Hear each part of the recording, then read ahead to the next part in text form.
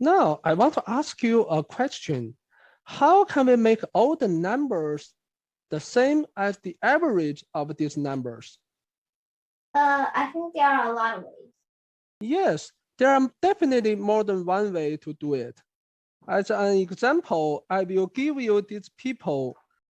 Suppose A has 120, B has 70, C has 80, D has 90, E has 140. Okay, now our goal is to make each person to have the same amount of money as the average of this money. So first of all, let's calculate the average money. Abby, how do you calculate the average of money? First, you add up all their money. So it's 120 plus 70 plus 80 plus 90 plus 140. So you add these numbers up and you get 500. And then? And then divide 500 by 5 equals 100. Nice. So the average money is just 100.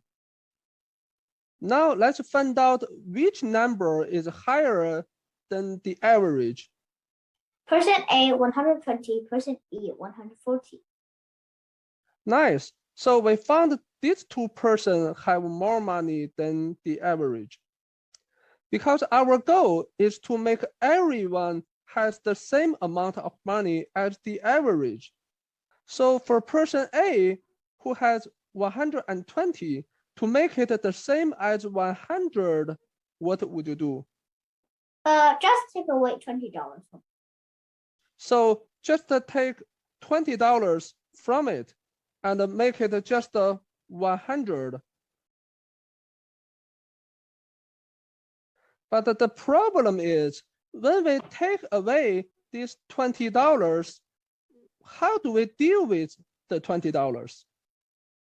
Can we just throw away the $20 to a river? No, we should give this $20 to poor people. Exactly. We need to give it to poor people. But who is the poor people? The one who has less money than the average. So person B, C, and D. They all have less than $100. Okay. So for example, we can give the $20 to B, right? He only had $70. If you give him $20, he has $90 now. But he still has less than 100 and still poor. Or alternatively, how about we give the $20 to person C? Yeah, it's also okay. Yeah, if we give it to person C, he will have $100 now. He will be no longer poor. How about we give it to person D? No, if you give it to person D, he will have more than $100. Well, technically, we could give it to person D. Then person D will have 110. Then person D can give the extra $10 to other poor people. Because our ultimate goal is just to make everyone to have the same amount as the average, which is 100. As you can see, there are a lot of ways to do it. Okay, so when we look at a rich person, we can easily see how much he should give.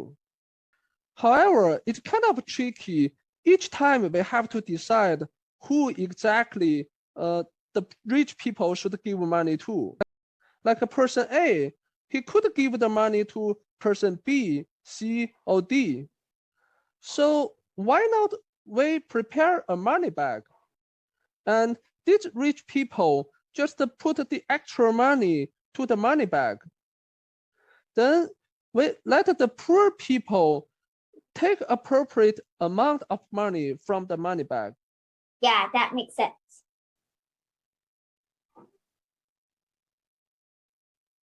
Now suppose this is a money bag, and we know person A and person E are the rich people.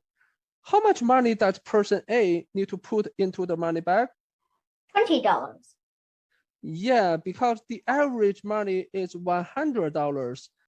And our ultimate goal is to make everyone have the same amount as the average. So person A should put $20 into the money bag. Now there's $20 in the money bag, and the person A has $100 now. Then how about the person E? $14. Yeah, nice. So person E should put $40 to the money bag. Then person E has $100 too. And now the money bag has $60.